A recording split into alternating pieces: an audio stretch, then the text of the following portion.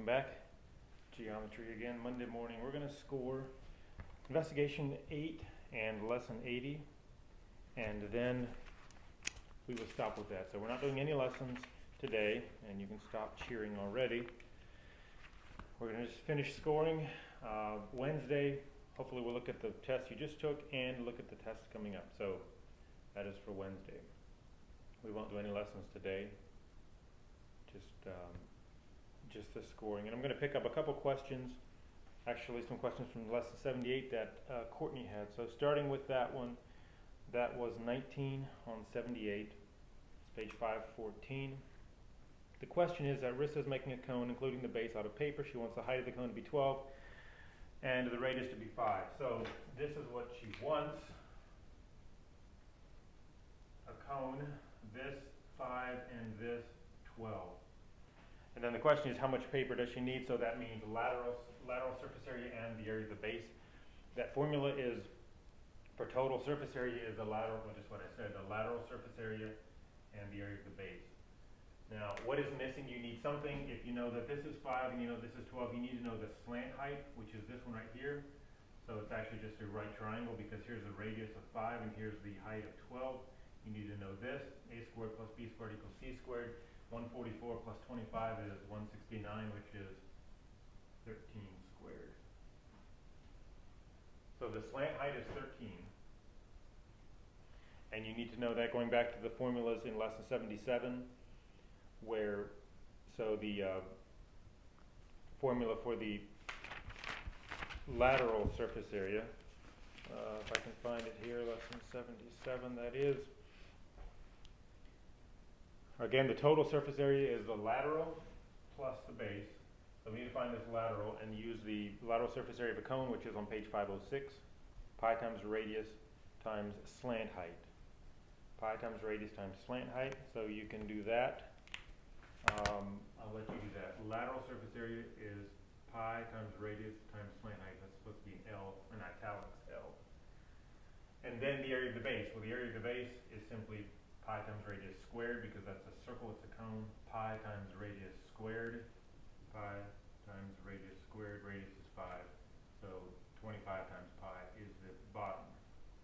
So this amount plus this amount should get you 282.7. 282.7 approximately. Let's round it a little bit.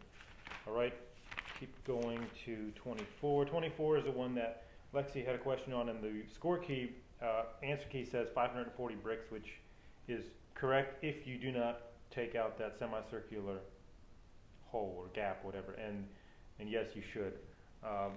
That's a trapezoid. It's got 9 up here, and then it has 4, 3, and 4, 4, 3, and 4, which is what, 11? So total. And there's like that, and then this is, the height is 9. Remember the total, so find the total area and then just subtract this amount out of it, because the bricks are in here, and they're not in here. So 9 plus 11 divided by 2, or times 1/2, which is 20, so it's 10, so this is 90. 9 plus 11 is 20, divided by 2 is 10, so you take 10 times 9. The total formula is 1/2 of base 1 plus base 2 times height. That's for the trapezoid, area of a trapezoid. This is base 1 and base 2. Again, this is just simply the average of the bases, which happens to be 10. 10 times 9 is 90. 90, what are those, feet? So 90 square feet is total, and then this is 3. So you need to find the area of this, which is a semicircle, half of a circle, with a diameter of 3, radius is 1.5, or change it to inches right away, it doesn't matter. But you have a couple unit changes going on here because of the bricks then coming up. 90 minus this. Right now, if you just take this 90, let's ignore this circle for right now. Take this 90 square feet, and each brick cover is 24 square inches. So you have to convert from square feet to square inches. The way I would do it is simply take this 90 square feet and say how many square inches are in a square foot. Carefully, it is not 12 square inches in a square foot. Here's a square foot roughly. here's inches, and here's inches. So you have 12 down here, and you have 12 here, 12 times 12, there's 144 square inches in a square foot.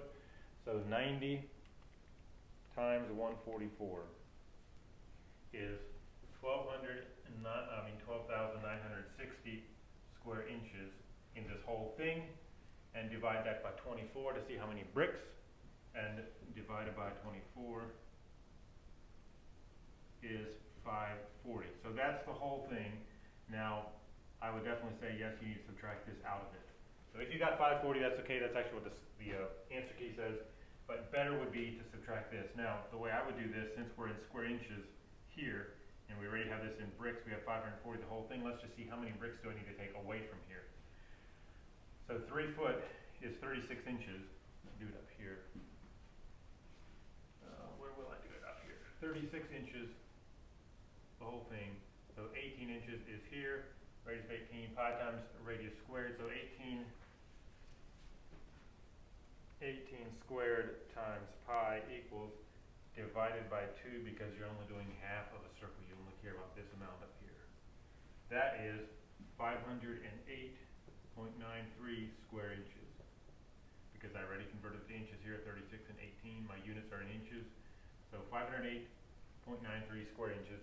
So how many bricks will that take away from this 540 total bricks that I had first said? Take that divided by 24, and you get 21.2. So 21.2 bricks off of 540, which comes up to 518 or 519 really. It says estimate the number of bricks, so I would say 520 and probably add a couple for the edges and whatever if you're actually laying this up, because these are angled and your bricks are square perhaps. You're going to have to, anyway, 520 approximately is the amount after you subtract this amount out, because you do not need bricks in there. Hope that helps, Courtney, and whoever else was still wondering about that. Let's go to investigation 8 and look at this.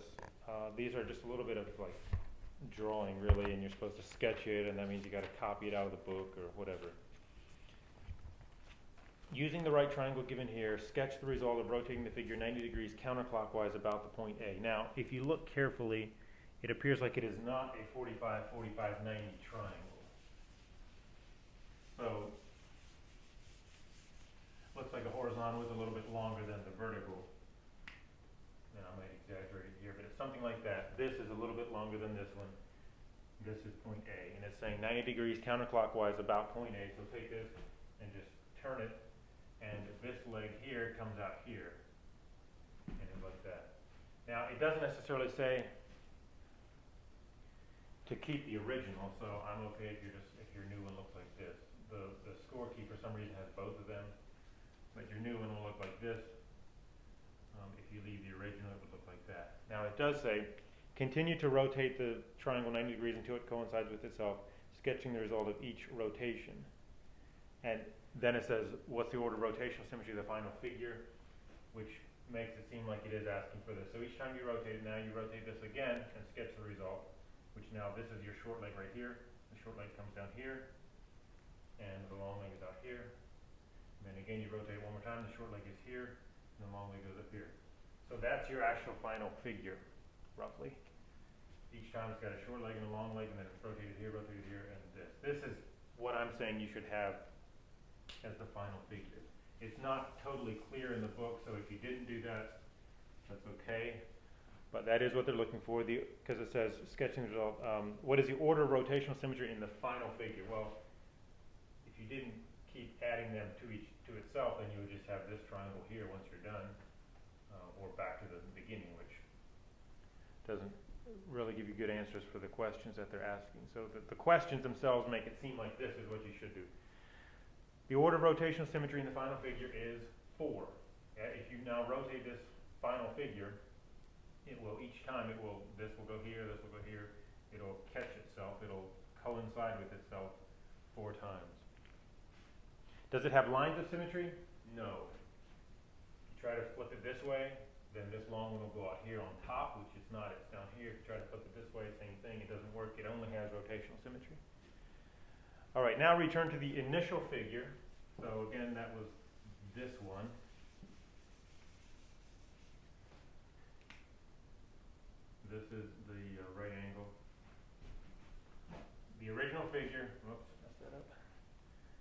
and reflect it over the vertical leg of the triangle, then reflect it over the horizontal leg of the triangle, what kind of polygon is the resulting figure? So they're asking this to reflect this over the vertical, which looks like this, reflect this over the horizontal, which would look like this, sort of. And I got kind of long on the bottom, so should really, even more than that maybe, but something like that. And what is the final figure? Well, this is the hypotenuse all the way around, so they're congruent to itself, because this one went over here, that's congruent to that one, then these two went down, so those two are congruent. When you have a quadrilateral that has 4 congruent sides, it is a rhombus. Does the resulting figure have any lines of symmetry? Well, you can even, without looking at it, you should be able to say yes, it does, because you used lines of symmetry to create the drawing. If you used lines of, if the drawing is reflective, then it will have, then it will have line symmetry. And the line symmetry, the lines of symmetry will be the lines that you use to reflect it. So there's one, and here's another one. Both of these are lines of symmetry in this drawing. It's symmetrical this way, it's symmetrical this way. Yes, it does. Does it have any rotational? Does it have rotational symmetry? Yes, it does. What is the order? The order is 2, the angle is 180. It will not coincide with itself if you go 90 this way or this way. But if you go 180 degrees, then it will. These two would swap sides, and then it would be. All right, E, we did. The equation to find the nth square number is simply that number squared. If I'm looking for the 10th square number, it's 10 squared. 100 is the 10th square number. So what is the 30th square number? Pretty simple. 900 is the 30th square number. All right, let's go to lesson 80. Why did I do investigation 8 first? I don't know. We'll do it backwards that way. All right, back to lesson 80. Number 1. There were some questions on number 1. I believe, maybe Cody. Find the value of x. This comes from lesson 50. It's a ways back. If you look carefully at that triangle and those triangles in there, I'll draw them up here so we can talk about it. This is a right triangle. The original is a right triangle. That's not good. Let's go something like that. This is the right angle of the original, and then there's a line drawn perpendicularly to the hypotenuse. So it's hard to draw this, but you know what it's supposed to look like, something like that. And then that is marked as a right angle, so that tells you that's the height this way. Which, if you remember, if you do this to a right triangle, then it creates similar right triangles. This triangle, this little triangle, is similar to this triangle, which is similar to the big triangle. So all the side lengths will be in proportion to each other, which should give us some clues. This is 5, 11 is the whole thing. And they're asking, what is that? Well, if you look carefully, then we're talking about the hypotenuse here of the big one. 11 is the hypotenuse of the big one, and 5 is the hypotenuse of the littlest one. 5 is also the short leg of the big one, and x is the short leg of the little one. So the hypotenuse over the short leg, 11 over 5, the hypotenuse of the big one over the short leg of the big one, is the same as the hypotenuse of the little one over the short leg of the little one. So 11 over 5, this is a big triangle, hypotenuse over the short leg is the same as the hypotenuse over the short leg of the little one. Hope that makes sense. If that does make sense, then 11x equals 25 and x equals approximately 2.3, I think it was. 2.3.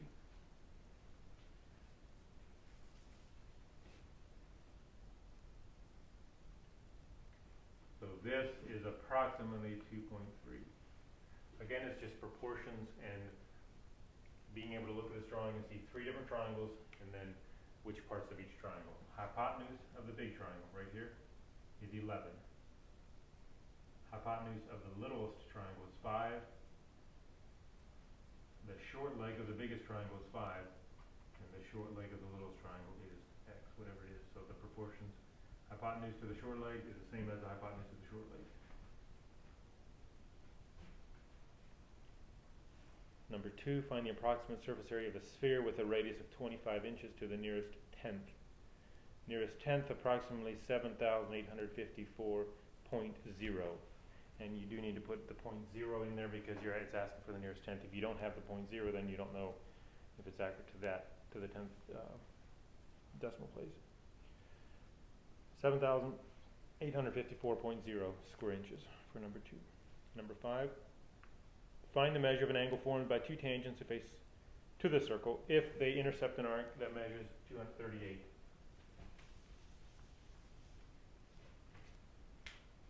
Tangents to a circle,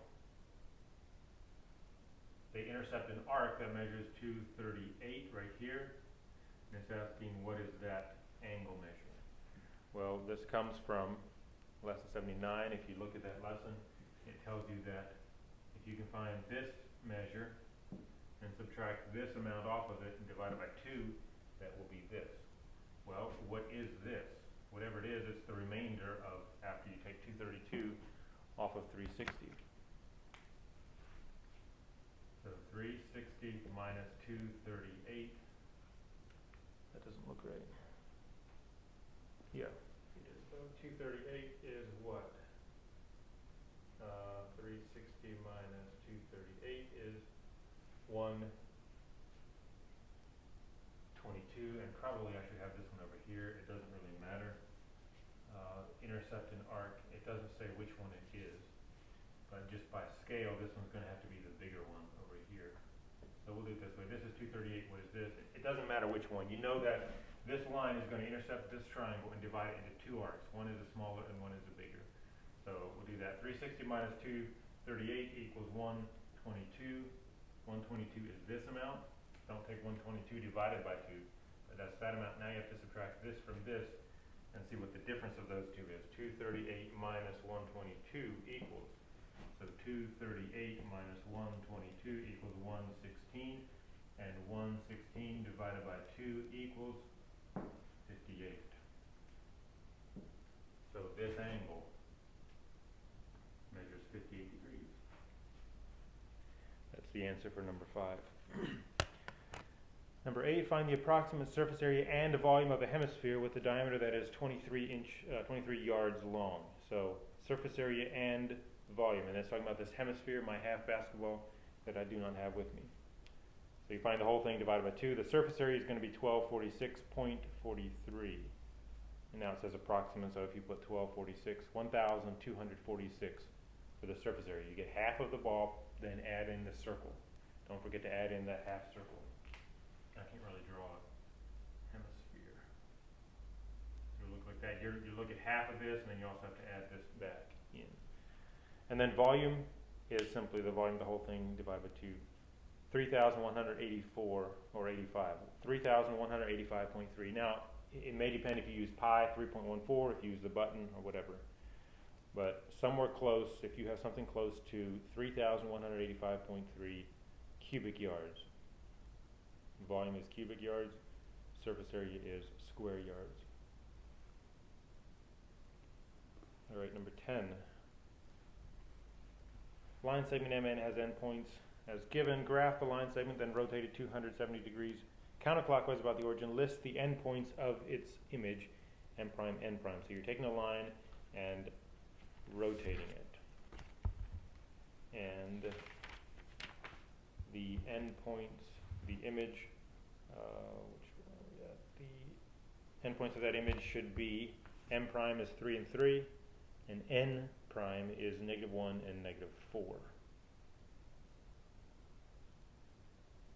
Again, M prime is 3 and 3, N prime is -1 and 4. You actually create an intersect cross looking thing. Looks like this. Right there. All right. It doesn't actually ask for the graph, but you're going to have to graph it to get it. And so you graph, it does say graph a line segment, then rotate it, and list the endpoints of its image. All right, number 15. Find the measure of TPR in the figure at right, and line PR is tangent to the circle at R. So the measure of T PR is 19 degrees. And you do the math there, subtract, find the like the missing segments and subtract them and divide by 2 and so on. 19 degrees is the answer for 15. 17. A globe has a circumference of 3 feet. Find the approximate volume of the globe. Well, if you look at the volume formula, you have 4/3 pi times radius cubed. Well, there's no radius given, but there is a circumference given, and we should be able to go forwards with those items. In other words, if I give you the radius, you should be able to find the circumference. So if I give you the circumference, you should be able to find the radius. And that may be kind of the difficult part, is finding the radius, but that is what you need to do. You need to find the radius first and then use the formula. So, circumference is 3. And what is the relationship of the circumference to its radius? Well, we know that it's pi, that circumference is pi times diameter. We know that circumference is pi times radius times 2. Same thing, radius times 2 is the diameter. So if the circumference is 3, 3 equals pi times radius times 2, then solve for the radius. And you can make it be a decimal or a fraction, whatever, but it's 3 divided by 2 times pi. Since we're trying to get r by itself, then take, and this times pi times 2, and take them over here, so we'll switch it around. R equals 3 divided by pi times 2. And I would maybe go ahead and do that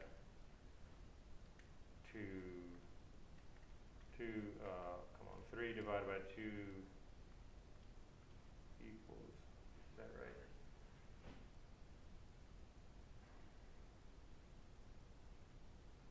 You all that did it, why don't you tell me how to do it first? Times pi equals,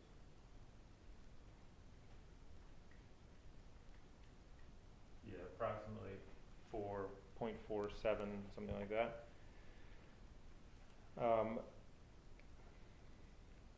Which is actually close to the volume itself. Now, once you have the radius, then put that in the formula. 4/3 times pi times the radius cubed, and you should get 0.46, approximately 0.46. So it's not even a cubic foot. With a circumference of 3 foot, yeah. Your radius is smaller, and so your volume is going to be 0.46. Now, that you may have more questions about that one than when you started. But you need to find, the first step is you need to find the radius, and use this formula right here. You know what the circumference is, so use that to find the radius right here. Do the decimal equivalent if you want, and then put that in the formula. 4/3 times pi times radius cubed, I think. Whatever the formula for the volume of a sphere is, which is what it is. All right, 21. Find the measure of angle 1 in the figure at right. That angle measure is 45 degrees. 27. Find the approximate volume of the sphere at right. The sphere at right looks like it has a radius of 35 centimeters. So volume 4/3 times pi times 35 cubed is approximately 179,594. 179,594, approximately that many cubic centimeters. All right, again, I don't know why I scored investigation 8 first, but I did. If you have questions still from these, ask them between now and Wednesday. Wednesday, you will have the old tests in your hand, hopefully. You might have them now already. And we'll go over them, and then we will prepare for the next test, which we will take on Friday. So the next test we'll take on Friday, and we'll do the test review on Wednesday. You'll study Wednesday, Thursday, and take the test on Friday. Now, I need to check with Mr. Troy yet for sure about the end of time here. Our school year is rapidly coming to a close. Unfortunately, we probably will not be getting together. I mean, I don't know that for sure, but that's what I'm assuming. I would love to get together for the last couple lessons, what we'll see. And you're all wondering if we're going to have another test after this test we're just going to take here soon, and the answer is perhaps. Perhaps yes, perhaps no. It's still up to the teacher's discretion. There's a lot of good stuff in here, but it may not be the best test material. But we'll see. We're going to have fun finishing out the book. Even if we do a test, it won't be a normal test because we're going to be skipping lessons and jumping to the fun stuff, skipping the mundane stuff and using the fun stuff. So that's the plan. Get these lessons scored and corrected, and your questions and whatever, and then prepare for test review on Wednesday. Thanks.